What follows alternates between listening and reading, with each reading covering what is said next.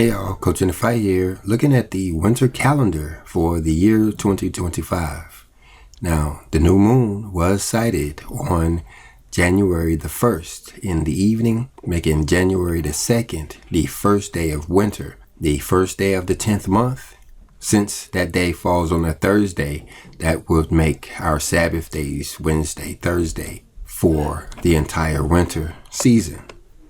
Now, the forecast for the month, we can see that on or about January the 6th, we should be on watch for an Ezekiel 33 and 21 type event. This is when the individual came to Ezekiel, letting him know that the city had been smitten. That's also related to what we see on the 10th day of the month.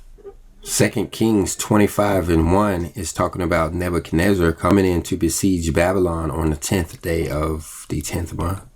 You see this also mentioned in Jeremiah chapter 52 and 4 and Ezekiel 24 and 1. It's a prophecy against Babylon. But the thing about these prophecies in Ezekiel, you have to understand this 9th year.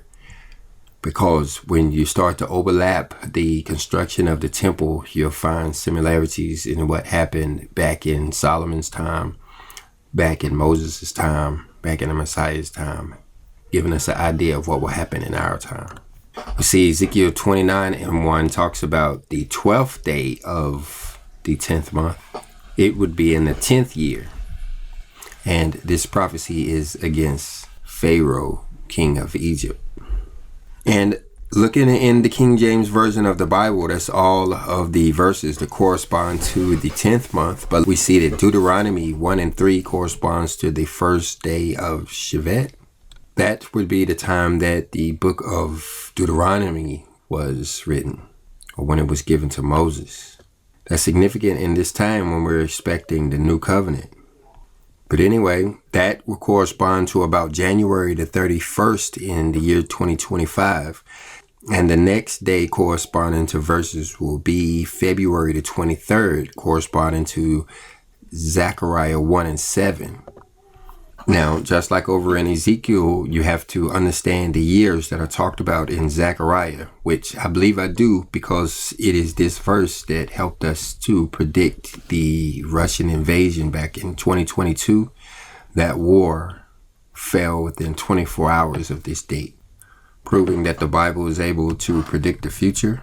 Well, there's other verses in Zechariah that talks about things that are to happen 2 years after that invasion.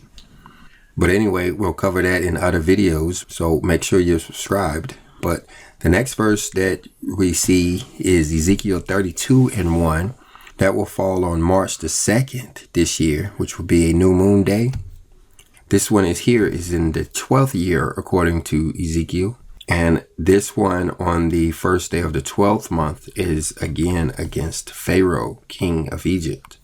Then also in the 12th month, we will be celebrating Purim around the time of March the 14th, March the 15th. And so we see over in the book of Esther, chapter 3 and verse 13, the decree to kill the Israelites. And then we see in chapter 8, when that decree is overturned or reversed, as the story goes in Esther. But now you have to look in the editions of Esther in chapter 13 and verse 6 to see what corresponds to March the 15th, the end of Purim. And then on or about March the 25th will correspond to Adar 24. This is when evil Merodach, king of Babylon, lifted up the head of Jehoiakim, king of Judah. So that could have something to do with redemption or something like that. And then the only other verse that we see in the 12th month is 2 Maccabees 15 and 36. It corresponds to the 31st of March, or Adar 30.